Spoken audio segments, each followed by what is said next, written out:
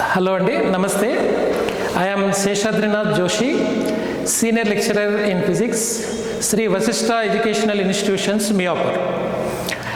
So, మనం ఒక 10-15 డేస్లో JEE mains first phase exam రాయబోతున్నారు స్టూడెంట్స్ అంతా. ఈ 10-15 డేస్లో రిగార్డింగ్ ఆప్టిక్స్ పార్ట్లో మనం ఎంత ఎఫెక్టివ్గా వర్క్ చేయాలి, ఏ సబ్ టాపిక్స్ మీద మనం ఫోకస్ చేయాలి, స్టూడెంట్ పాయింట్ ఆఫ్ వ్యూలో ఏ సబ్ టాపిక్స్లో ఎక్కడ జనరల్ మిస్టేక్స్ చేస్తారు అవన్నీ ఇప్పుడు బ్రీఫ్గా డిస్కస్ చేద్దాం. ఓకే, నౌ ఫస్ట్ మనం రే ఆప్టిక్స్తో మొదలు పెడదాం. రైట్, నౌ ఇప్పుడు రే ఆప్టిక్స్లో చూద్దాం. రే ఆప్టిక్స్లో possible number of questions 2. Possible number of questions 2. And if you 2025, 24 as well as 2023 both January session తర్వాత ఏప్రిల్ సెషన్ మీరు చూసారంటే 43 questions, 18 questions, 25 questions, almost all మీకు రే ఆప్టిక్స్ నుంచి అండ్ యావరేజ్గా 2 క్వశ్చన్స్ వస్తుంది. అదే మీరు వేవ్ ఆప్టిక్స్ చూసారంటే పాసిబుల్ క్వశ్చన్ ఈజ్ 1. 2025లో 19, 24లో 19, 23లో 17. Right, so 1 question number 1 in optics, that means wave ఆప్టిక్స్లో possible question is 1. 2025 19 in 2024 and 2023 17 questions, both sessions, January and April. Okay, see, for the past 3 years అంటే 2023, 24 and 25 ఈ 3 yearsలో రే optics లెసన్లో ఉన్నటువంటి sub topics, what are sub topics? Reflection of light in plane mirror, next mirror formula, reflection in spherical mirror, refraction of light from plane surface, critical angle and total internal reflection TIR, lens formula and refraction of light at curved surface, prism, dispersion of light, combination of lenses and mirrors and optical instruments. These are the major subtopics in ray optics. See, on an average, you see the weightage of the questions. The easy part 1 in first category, reflection in plane mirror, moderate 3 and tough 1, total 5 questions. Same manner in mirror formula and refraction in spherical mirrors, easy questions 5, moderate 4, tough questions 3, total 12 questions. Refraction of light on plane surface 5 questions in easy category, moderate 9, tough 5 and total 19 questions. And in critical angle and total internal reflection, easy 1, moderate 1, tough no tough question asked, and total number of questions are 2. Lens formula and a refraction of light at curved surface, you see easy 15 questions, moderate 15 questions, tough 12 questions, total 42. So if you go through all anni chusarante ఈ fifth ఏదున్నది lens formula, refraction at curved surface, majority of questions are 42. Means మనం ray optics lesson revise చేసేటప్పుడు lens formula, refraction of light at curved surface అనే పార్ట్ని మీరు బాగా concentrate చేయాలి. ఎందుకంటే రిమైనింగ్ సబ్ టాపిక్స్ మీతో కంపేర్ చేసినప్పుడు lens formula, refraction of light at curved surface అనే పార్ట్లో you are getting maximum number of questions. కాబట్టి first priority is given to lens formula and refraction of light at curved surface. ఈ పార్ట్కి ఎక్కువ preference ఇవ్వాలి first. ఎందుకంటే time only 10-15 డేస్లో ఉంది కాబట్టి మోస్ట్ ఇంపార్టెంట్ టాపిక్స్ ఫస్ట్ మనం కవర్ చేసుకోవాలి. Next prism and dispersion of light చూసారంటే ఈజీ 4 ఉన్నాయి, మోడరేట్ 6 ఉన్నాయి, టఫ్ క్వశ్చన్స్ అడగలేదు అసలు. Total number of questions 10. And in combination of lens and mirrors easy 1 and moderate 2, tough questions 2, total 5 questions. And in optical instruments last one easy 1, moderate is 1, tough no question based on tough category, and total number of questions are 2. That means మీరు revision రే optics lesson revision చేసేటప్పుడు దీన్ని బట్టి మీరు ఏం చెప్పవచ్చు, lens formula, refraction at curved surface first preference ఇవ్వాలి, తర్వాత refraction of light and plain surface second preference ఇవ్వాలి. అంటే మీకు రిఫ్రాక్షన్ పార్ట్లోనే మీకు major questions, percentage of questions ఎక్కువగా వస్తున్నాయి. అంటే ముందు ఆ పార్ట్ ముందు ప్రిపేర్ చేసి పెట్టుకోవాలి ఫస్ట్. దాని తర్వాత you concentrate on remaining sub topics. Okay right. ఇందాక మనం చూసుకున్న స్లైడ్లో సబ్ టాపిక్స్ వేటి మీద మనం వెయిటేజ్ ఇవ్వాలి, వేటి మీద కాన్సన్ట్రేట్ ఇవ్వాలి మనం కొంచెం డీటెయిల్గా చెప్పుకున్నాం. దాన్ని ఇదే డయాగ్రామ్లో, ఈ డయాగ్రామ్స్లో చూడండి 2023 and 2024, 2025. Same majority of questions from లెన్సెస్లో చూడండి 34.3% ఉన్నది. Refraction and TIR 26.4%. Same manner 2024లో చూడండి 39.5 లెన్సెస్లో, రిఫ్రాక్షన్ అండ్ టీఐఆర్ 31.6%. అండ్ 2025 చూడండి 41% lenses, 20% refraction and TIR. Same thing టేబుల్లో చెప్పిండేది ఇక్కడ డయాగ్రామ్లో చెప్పారు. కాబట్టి first priority you give to refraction complete చేయండి ఫస్ట్. దాని తర్వాత ఆప్టికల్ ఇన్స్ట్రుమెంట్ కావచ్చు, లేదా ప్రిజమ్ కావచ్చు, రిఫ్లెక్షన్ అంటే reflection at plane surface, reflection at curved surface, వాటి మీద ఫోకస్ చేయాలి. ఇవన్నీ మ్యాక్సిమం చేయడానికి ఎంత టైం పడుతుంది? యూ హ్యావ్ టు అలాట్ ఒక 1 hour, 1 డేలో ఇవన్నీ రివైజ్ చేయాలి. చేసినప్పుడు ఏమవుతుందంటే you are confident in these particular topics. అంటే రిఫ్రాక్షన్ కావచ్చు, రిఫ్లెక్షన్ కావచ్చు, ప్రిజమ్ కావచ్చు, టీఐఆర్ కావచ్చు. కాబట్టి ఫస్ట్ ప్రయారిటీ దానికి ఇచ్చేయాలి. దాని తర్వాత మనం ఇన్ ఎగ్జామినేషన్లో వెళ్ళినప్పుడు కొన్ని మనకు తెలియకుండానే బ్లండర్ చేస్తాం. మనం పేపర్ డిస్కషన్ చేసేటప్పుడు లేదా మీరు డౌట్కి వచ్చినప్పుడు, సార్ నేను ఇది ప్లస్ అనుకున్నాను, మైనస్ అనుకున్నాను, తర్వాత ఇది సిల్లీ మిస్టేక్, నేను గమనించలేదు, ఇలాంటివి కొన్ని స్టూడెంట్స్ ఏం చేస్తారంటే జస్ట్ స్లిప్ అవుతూ ఉంటారు. అలాంటివి కొన్ని రే ఆప్టిక్స్లో మనం డిస్కస్ చేద్దాం. Okay, say for the first blunder, first mistake, student చేసే మిస్టేక్ ఏంటంటే సైన్ కన్వెన్షన్ తీసుకునేటప్పుడు always along the direction of the incident ray. So sign convention is along the direction of incident ray. All measurements along the direction of the incident ray positive తీసుకోవాలి. ఇదొకటి number 1. ఇంకొక wrong prediction లేదా రాంగ్గా student తీసుకునేది ఏంటి? If light ray travels from right to left to right, either left to right or right to left, ఏం consider చేయాలి? Along the direction of the incident ray all measurement are taken as positive. అంటే measurements అన్ని పాజిటివ్గా తీసుకోవాలి. ఎక్కడి నుంచి measure చేయాలి? Pole నుంచి మెజర్ చేయాలి. దే ఆర్ మెజర్డ్ ఫ్రమ్ పోల్ని మనం ఏం చేస్తాము? ఆరిజిన్ అనుకుంటాము.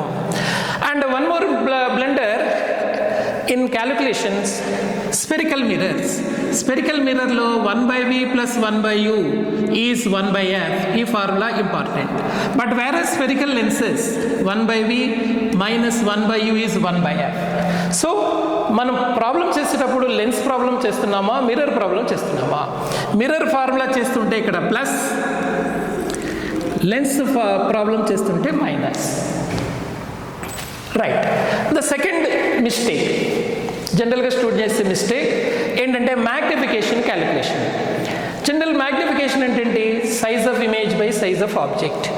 సో ఈ మ్యాగ్నిఫికేషన్ తీసుకున్నప్పుడు m is negative is take ఎప్పుడు తీసుకోవాలి negative if image is real you know all real images are inverted images so image is negative when images are real inverted and virtual magnification is minus m by u and m is positive when image is virtual and erect means real images are inverted virtual images are erect so you have to observe అంటే ఇక్కడ మనం sign convention తీసుకున్నప్పుడు plus minus అనేది depending on the nature of image right another blender is virtual object ఈ virtual objects ఎక్కడ వస్తాయి in the combination of lenses but two convex lenses are separated by some distance otherwise a plane mirror or a convex lens are separated by some distance what is the position of final image అలాంటి questions వస్తాయి ఆ question ఇచ్చినప్పుడు ఒక lens లేదా ఒక optical device form చేసే image second optical డివైస్కి object లాగా act అవుతుంది కాబట్టి ఇక్కడ స్టూడెంట్ చేసేటువంటి జనరల్ మిస్టేక్ ఏంటంటే when converging beam అంటే beam is converged in the path of converging beam if any lens is placed appudu whatever the image formed that act as a object that object act as a virtual object ఆ virtual object తీసుకున్నప్పుడు ఏం తీసుకోవాలి కంపల్సరీగా positive తీసుకోవాలి అందరు చేసే blunder ఏంటి you always negative కాబట్టి ఈ సిచ్యువేషన్లో కూడా నెగిటివ్ తీసుకుంటారు కాబట్టి when converging beam in the path of converging beam if any optical device is placed the virtual object the distance of virtual object taken as positive this you have to remember right in another blunder is on silvering of lenses in silvering of lenses what is the effective power of the system 2 times of power of the lens and 1 time of power of the mirror because when light is incident on silvered lens first light undergo refraction and then reflection again refraction that's why it is a combination of 2 lenses and 1 mirror that's why the effective power of the system is 2 times the power of the lens and 1 time of power of the mirror after calculation power effective power calculate చేసిన తర్వాత you have to calculate effective focal length ఈ effective focal length రాసేటప్పుడు కేర్ఫుల్గా ఉండాలి ఎక్కడ కేర్ఫుల్గా ఉండాలి biconvex lens is silvered it act as a concave mirror where biconcave lens is silvered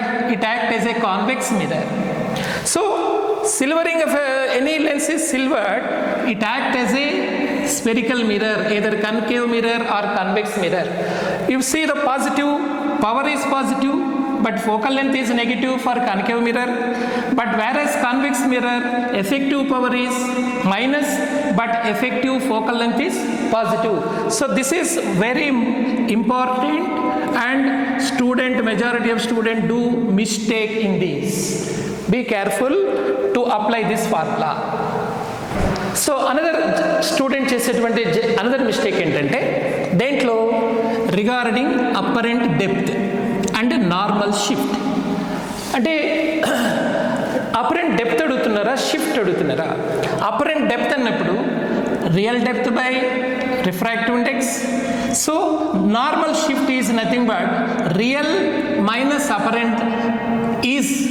depth is nothing but t into 1 minus 1 by mu so ఇవన్నీ ఎక్కడ mistake చేస్తారు a concave mirror object is placed in front of concave mirror that is using lens for mirror formula we can find out the position of image కానీ object కి concave mirror మధ్యలో ఒక glass plate పెట్టారు అప్పుడు glass plate పెట్టినప్పుడు definitely you have to consider ఏం consider చేయాలి ఈ నార్మల్ షిఫ్ట్ అనేది కన్సిడర్ చేయాలి అంటే ఆబ్జెక్టు ఒక 30 సెంటీమీటర్ డిస్టెన్స్లో ఉందనుకోండి ఎప్పుడు గ్లాస్ ప్లేట్ లేనప్పుడు గ్లాస్ ప్లేట్ ఉన్నప్పుడు 30 సెంటీమీటర్ తీసుకోకూడదు ఆ 30 సెంటీమీటర్లో నుంచి ఏం తీసేయాలి ఈ నార్మల్ షిఫ్ట్ తీసేసి రిమైనింగ్ డిస్టెన్స్ను మనం ఆబ్జెక్ట్ డిస్టెన్స్ లాగా వేయాలి దట్ ఈస్ వెరీ ఇంపార్టెంట్ ఇక్కడ చూడండి మెన్షన్ చేశాను అపరెంట్ డెప్త్కి షిఫ్ట్కి కన్ఫ్యూజ్ అవుతారు కన్ఫ్యూజ్ కాకండి ఇందాక మనం రే ఆప్టిక్స్లో స్టూడెంట్స్ జనరల్గా చేసేటువంటి మిస్టేక్స్, ఏ ఏరియాస్లో మనం కాన్సన్ట్రేట్ చేయాలనే విషయం మాట్లాడుకున్నాం. అదేవిధంగా ఇప్పుడు వేవ్ ఆప్టిక్స్లో కూడా what are the important topics, వేటి మీద మనం ఫోకస్ చేయాలి, వేటి మీద మనం షార్ట్, ఎందుకంటే టైం తక్కువ ఉంది కాబట్టి ఈ తక్కువ టైంలో ఏ టాపిక్స్ మీద ఫోకస్ చేస్తే మనకు మార్క్స్ బాగా వస్తాయనే విషయం కొంచెం బ్రీఫ్గా డిస్కస్ చేద్దాం. ఈ వేవ్ ఆప్టిక్స్లో మనకు ఉన్నటువంటి సబ్ టాపిక్స్ మనం తీసుకుంటే interference of light. Interference of లైట్లో అగైన్ ఇంతకుముందు టేబుల్లో చెప్పుకున్నట్టుగా ఈజీ వర్షన్లో 1, మోడరేట్లో 4, tough 1, total number of questions 6. అదే Young's double slit experiment YDSCN. ఈ YDSCలో easy questions 12, moderate 10, tough questions 9 and total 31. In diffraction of light దీంట్లో easy questions 2, moderate 6, tough 1 and total number of questions 9. And polarization of light, tough questions 2, moderate questions 6 and easy questions 2 and total number of questions are 10. Wave theory and wavefront. Wave theory and wavefront means based on Huygens principle. So question number of questions 2, easy version, moderate 1, no question under tough category, total number of questions 3. So in this మనం దేని మీద ఎక్కువ concentrate చేయాలి ఈ చాప్టర్లో? Young's double slit experiment అనే దాని మీద బాగా ఫోకస్ చేయాలి. ఎందుకు? టోటల్ నెంబర్ ఆఫ్ క్వశ్చన్స్ ఎన్ని వచ్చాయి? 31 క్వశ్చన్స్. ఏ ఇయర్స్లో? 23, 2023, 2024 అండ్ 2025 బోత్ సెషన్స్ కలిపి ఆల్మోస్ట్ ఆల్ 31 క్వశ్చన్స్ వచ్చాయి. నెక్స్ట్ దేనికి ప్రయారిటీ ఇవ్వాలి? Next polarization of light. ఎన్ని క్వశ్చన్స్? Maximum 10 questions.